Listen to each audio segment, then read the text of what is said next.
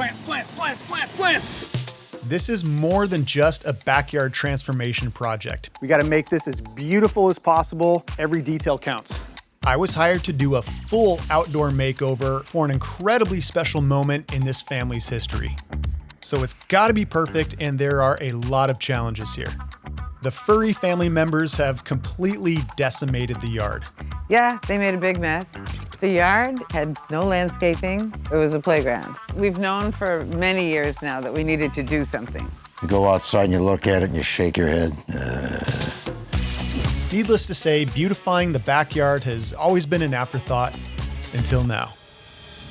My daughter wanted to get married here, which to me was beautiful. All she has are these wonderful memories of her house, and the next phase of her life, she wanted to start here. This is going to be such a beautiful moment for this family, so we have to knock this out of the park. And there is a lot to accomplish over a short amount of time. 23 cubic yards of soil for this project now. It's gotta feel organic, green, vibrant. That's what we want. Every step of this project has to be done with precision and care, because this yard has to shine. When I first go to meet the homeowners, their lovable dog Bert shoves his way to the front to give me a big wet kiss. As I walk into the backyard, I can see right away I have my work cut out for me here. Okay, let's take inventory of what's here. A big square of mud and dirt, a large glaring cinder block wall, a fence, a half-finished dog run, a beautiful stately oak tree that shades about a quarter of the yard, and one gorgeous craftsman home. There are definitely some challenges here. We gotta finish up the doggy space because Bert and Hank would just annihilate the new landscape. An open lawn space is still on the wish list for the family, but they weren't quite sure what else to do with the space. The yard not only has to transform into a beautiful wedding venue, but ultimately it has to become a backyard haven for this family for years to come. So taking all of that into account, I drafted up their design. There's of course an open, centralized lawn area, but also a beautiful stone pathway, a seating area to look out and enjoy the garden, lots of vibrant shrubs and perennials throughout the space to create depth and interest, and some other creative elements that really just make the design come together. From here, it was full steam ahead. All right, we are kicking off this party by first marking out the spaces. It's kind of like creating the skeleton for the whole design. I'm starting with this pathway concept because all the lines will play off this one element, and you can always erase and redo your lines at this stage. Now the rest of the concept lines get laid out. We're multitasking here, so we are going to start painting the back wall and getting a nice dark stain on the existing wood fence.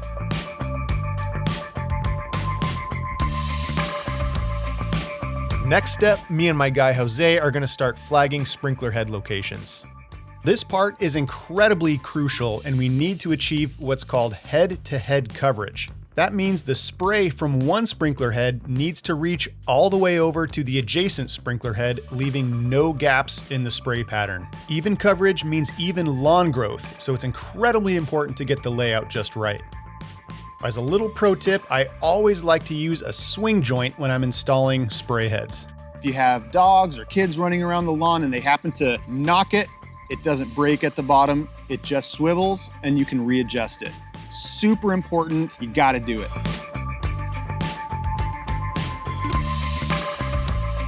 Now let's get some valves installed. For this project, I'm using Hunter 3/4 inch anti-siphon valves. They've just always been tried and true for me. And the second we get the valves in place, the soil truck pulls up. 17 cubic yards of soil.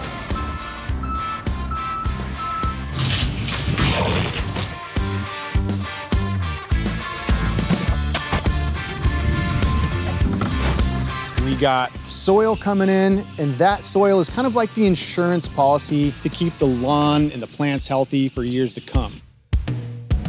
And of course, we're always multitasking, so as the soil is getting spread out, we're also working on refinishing that beautiful deck. There are so many moving parts to this project. And as things are getting graded out, we soon realize we need more soil. I think we're up to 23 cubic yards of soil for this project now. Getting the final grade just right is an incredibly vital part of the landscape. Now that we have all the soil in place, we can keep setting our forms for the new design. But we're also going to take a quick pause from that and finish up the doggy run. Hank and Bert have been really patient with us while we work this out. Sorry, buddy. No more destroying the yard. Now, as we're laying out the forms for the new walkway, something feels just a little bit off. Jose and I both looked at each other and we looked at the pathway and we're like, we could do better. Changing the layout of the pathway, it's gonna flow nicer into the space as you're approaching into the backyard. Gotta make it perfect. Now, this little change might set us back a pinch, but in the spirit of creating the best design possible, this just had to happen. The expanded walkway just feels so much more inviting and just draws your eye into the space. Okay, on to the next step.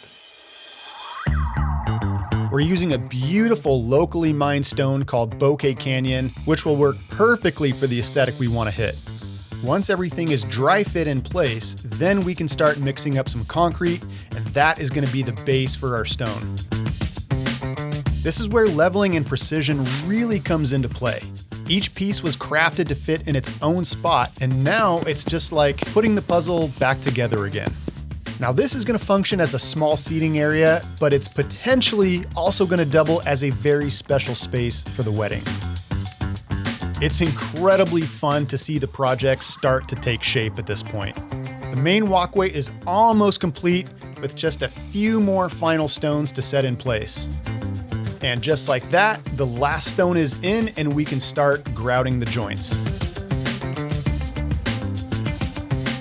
And then we got bum rushed.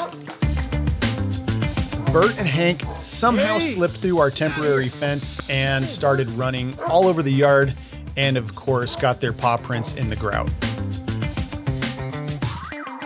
Really, guys? Come on, we're trying to get stuff done here.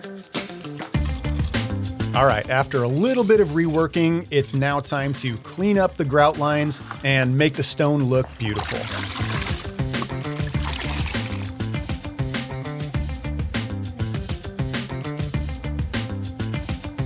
Now, the first major design elements of this project are done.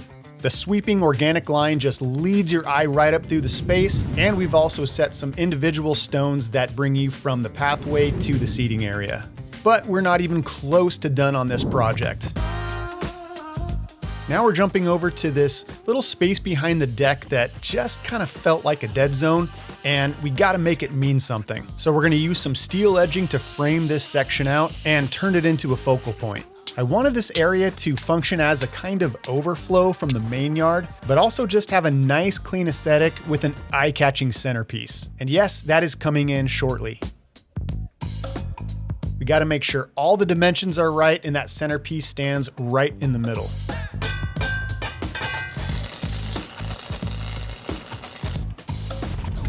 Now, this is a fairly flat area and there's not great drainage, so I want a permeable surface. And for that, I'm gonna use decomposed granite. I use DG fairly often on my projects. It's just a great material. It's permeable, fairly simple to install, and one of the most cost-effective surfaces you can do. It's important to get a good compaction on the DG to really lock it in place and get a nice even surface. Now this DG has an integral hardener in it, and wetting it down activates that hardener and just binds everything together. All right, things are laying out beautifully, and now it's time for my personal favorite part of the project. We're gonna go to the nursery, check out the plants, and just get inspired and see what's gonna make this yard beautiful. We are off to one of my go-to spots, and that is Glendora Gardens Nursery here in Southern California. They have these beautifully curated themed design vignettes all throughout the nursery, so it's a perfect place to come and get some ideas. They also have some fun garden art, a pretty big selection of pottery, and of course, the famous koi ponds. But we're here to do some work. Part of the challenge of plant selection is the fact that you have nearly limitless options. I always like to layer my plants with a foreground, a middle ground, and a background if I can, to create that visual depth. And I love bringing in big grasses for accents. Really creates a strong focal point. Okay, here we go, here we go. Yeah, rich, bold leaf texture will just pop up against the stone pathway. Nice and lush, green, vibrant, that's what we want. Now I came here having a pretty good idea of the direction I want to go, but after cruising through the nursery, it just helped me dial in those final plant selections. And the last bit of business here is just selecting a few accent pots. These things are not light. Big shout out to Nico, Melina, and the rest of the staff at Glendora Gardens. Thank you, and you guys are awesome. All right, back to the job site. Good. Plants, plants, plants, plants, plants! The happiest part of the project.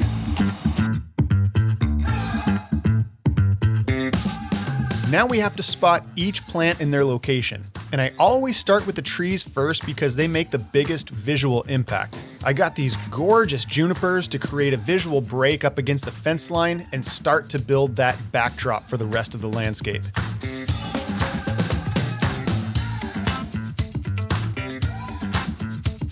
Now once those guys are measured up and in their spot, I then start placing other shrubs and perennials. Again, I'm looking to create layers in the planter spaces. This creates a visual depth and adds beauty and interest in the garden. And this is something this backyard has never seen. All they've had in the past was wall-to-wall lawn. Now, as I'm working on spotting plants in this section, the guys are following up behind me and starting to put some plants in the ground. This is always a super rewarding progress checkpoint to see some green come into the space. Everything that was just a shape before, now all of a sudden has life.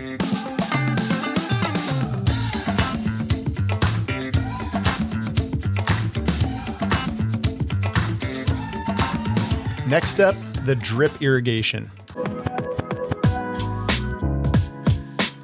This gets installed in a grid-like fashion over the entire planter space.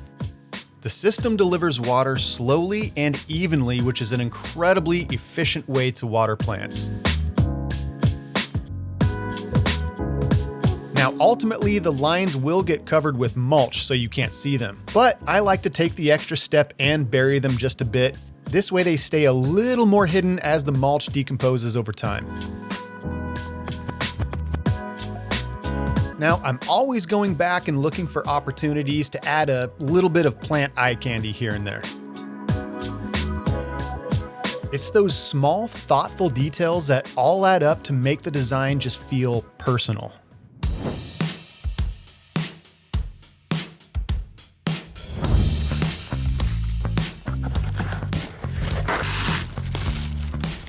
Now, this whole project would feel incomplete without some proper lighting. So I'm bringing in some premium path lights from FX. These are going to give us a beautiful glow all the way up the pathway and around the seating area. I also want to highlight the trees, so we're using these uplights from Vista.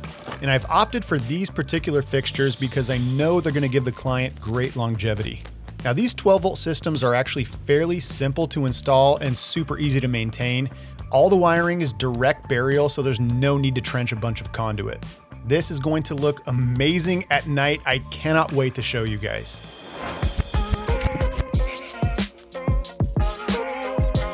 Finally, our centerpiece for the DG area has arrived, and it is a beautiful ginkgo tree. Now, this is a smaller growing variety, so it's not going to get super big and overtake the whole space. Also, keep in mind that we are just coming out of the cool season, so these have not leafed out yet. But it should be beautiful and vibrant just in time for the wedding.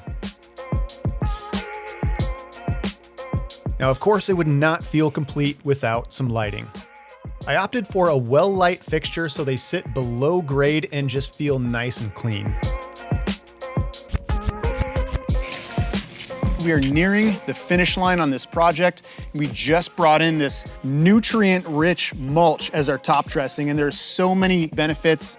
When it decomposes, it feeds the plants, so they're constantly sucking up those nutrients. It also keeps weeds out of the garden. It's like the icing on the cake.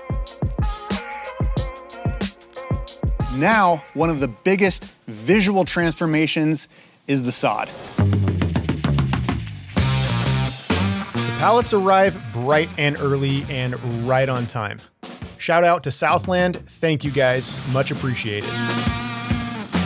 Okay, now it's go time. We got a ton of sod to install, and it has to be done fairly quickly as the sod is perishable.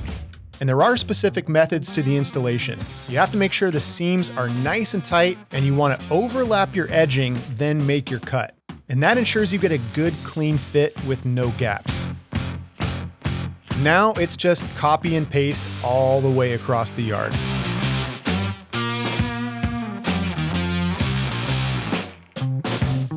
Now when we get to the flagstone path, we're also overlapping the sod sheets. Then we go back and cut them out after. Again, that's going to give us that tightest, seamless look.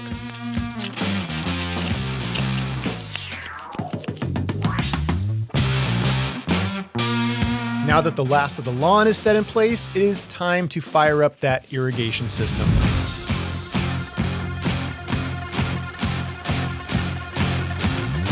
Beautiful. Everything is watering perfectly, and we have that head-to-head coverage that we need. Now there's a bit of fine-tuning that still has to happen. Each nozzle has to be adjusted for the best coverage, but we also want to reduce overspray as much as possible. Now this yard is looking pretty amazing. But it is not done yet. We still have some finishing touches to do because it's got to look awesome for that big day. Everything has to be cleaned up meticulously, systems have to be checked, timers have to be set, and then we wait.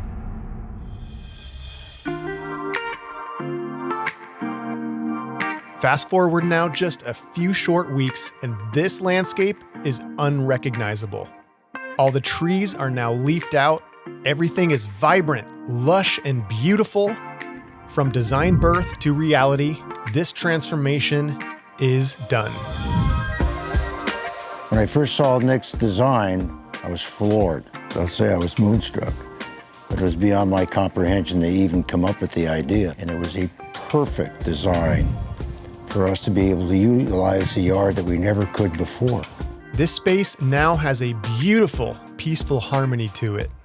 Everything now feels cohesive between the softscape and the new stone pathway, which is really the backbone of the whole design. And that carries you all the way through to that cozy little circular patio. Often it's the simplest shapes that create the biggest visual impact. And this little spot has a key role to play on wedding day. And what was once just a wood fence before has now transformed to a scenic backdrop for the entire yard. There's now layers of gorgeous shrubs and perennials that will add interest all year round. And that unused corner behind the deck now has meaning. It became a practical focal point with a beautiful centerpiece. And of course, the deck got finished, and Hank and Bert now have a spot to hang out outside without destroying the yard. Everything now just has life and vibrancy to it.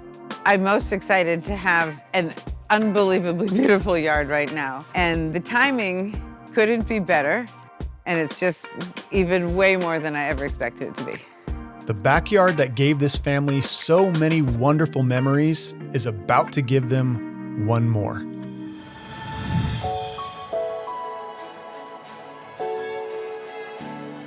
I'm pretty sentimental, and it was wonderful for me to be able to see my daughter get married and her childhood home, for which she has such wonderful memories.